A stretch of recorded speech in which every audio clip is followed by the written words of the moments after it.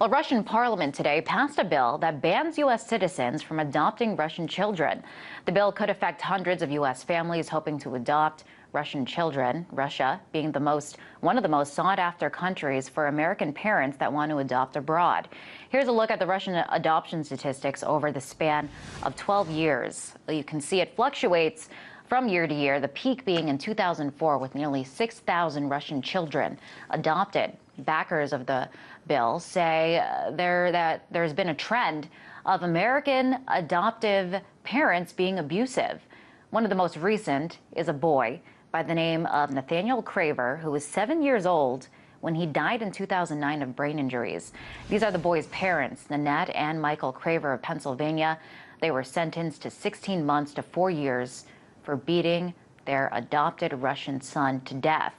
They were originally charged with murder, but ultimately sentenced for involuntary manslaughter. Now, this outraged the Russian government, which said that the punishment did not fit the crime.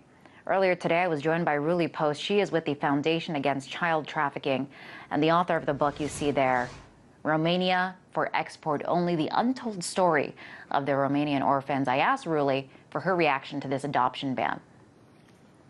This ban has been long been discussed and long in the planning. And Russia is not the only country who considers something like this. Since 2005, adoptions have gone down dramatically. And so Russia is still one of the biggest countries. And I would say that one should always look at inter-country adoption from the point of view of the children and not from the demand for children. This is being done now.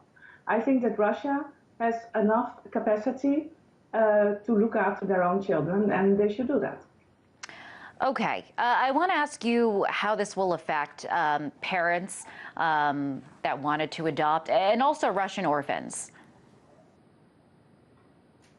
Well, for Russian orphans, first of all, like my book, it says Romanian orphans. The orphans are not really orphans. Most of the orphans have families in Russia. And I think the most important thing to do is that the care will be such that they will remain in contact with their families, that visits will be stimulated, and they will go for holidays to their families, and stay in touch, and eventually go back to their children, to their families. Yeah, that's the first thing.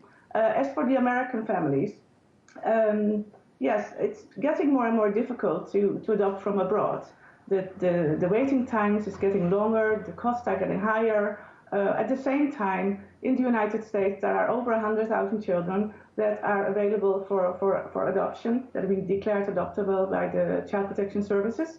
So, like in other countries, I think it would be good first to look after our own children before looking after other countries' children.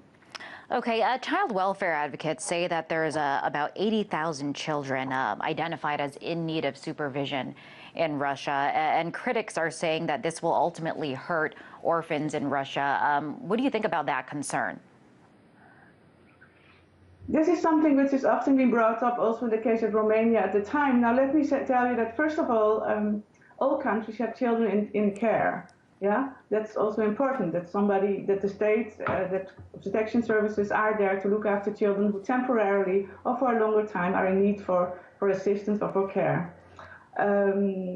What I can say that if inter-country adoption remains part of this, it might rescue a few children, but the price for the other children is very high, because to set up a proper child protection system and allowing inter-country adoption at the same time is very, very difficult, because it distorts everything.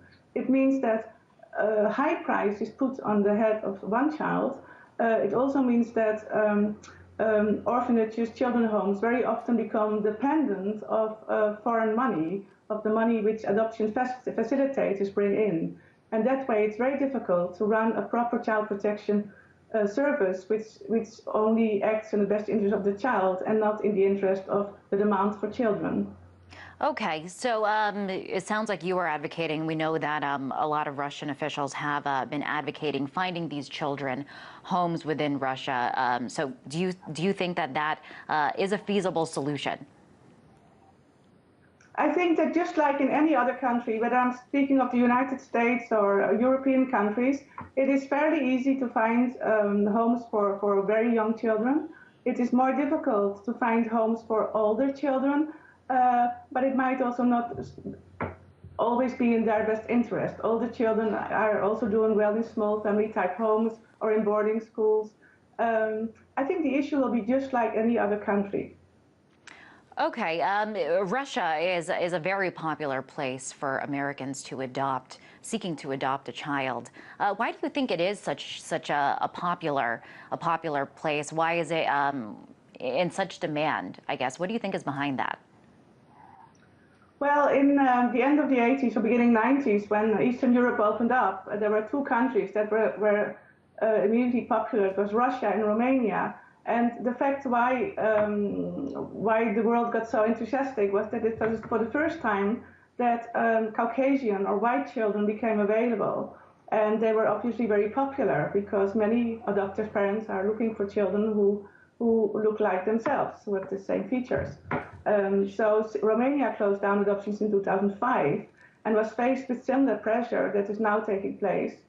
And they stayed put until now. And so Russia is about the only country left which sends white children to the US and other countries. So you're saying that race is a big factor in this?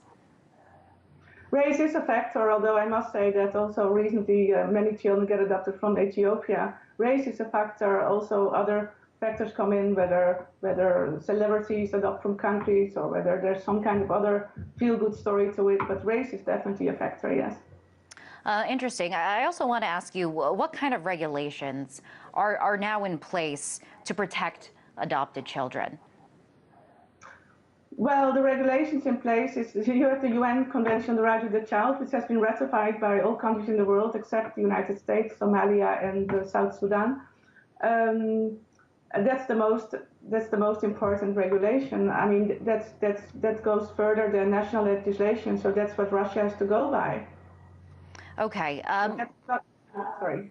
And how would you say that those regulations, the regulations within the United States, compare to other countries?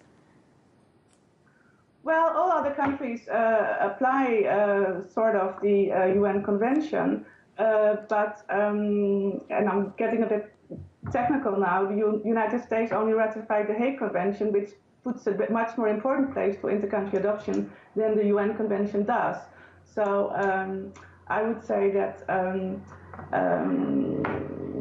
Russia, which has ratified the UN Convention, has really the right and to take these kinds of measures, because intercountry adoption is absolutely not an obligation under the UN Convention on the Rights of the Child. It's a measure of last resort. It only applies if there's no other manner at all to raise a child, including raising a child in a proper institution. Interesting. I want to bring up one more point. We don't have too much more time. But in 2011, there were more than 100,000 children in the United States waiting to be adopted. This is according to the Department of Health and Human Services. So could the ban in Russia encourage more adoptions within the United States? Because there's also children in need of a home right here at home. Right. Of course, this possibility of getting young children or from abroad or children which people often think with less strings attached, because their parents are not living in country, but that could lead to less adoptions in the US. So yes, indeed, if there's less adoption from Russia, it might well be that many adoptive parents, prospective adoptive parents in the US will turn towards the children in the United States. However, it must always be that children are adopted in the interest of the child and not in the interest of people who are waiting. So we must be careful not to create adoptable children for people who are in need of a child. All right. Really appreciate you coming on the show there, That was Rulie Post representing Foundation Against Child Trafficking.